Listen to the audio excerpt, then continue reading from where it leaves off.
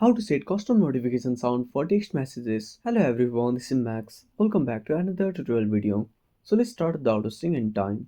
Also make sure to watch this video till the end. First of all, open up settings on a device. Scroll down the notification panel and tap on the gear icon. Now scroll down and click on apps.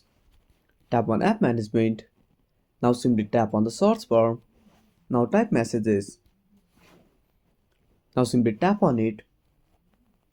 Now tap on manage notifications. Now scroll down.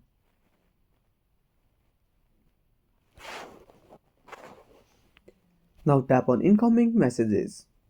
Now simply tap on ring. Now select your ringtone. Now simply tap on the ringtone. Now go back. And that's it. Thanks for watching. Make sure to subscribe our channel and hit the bell icon. See you in the next video.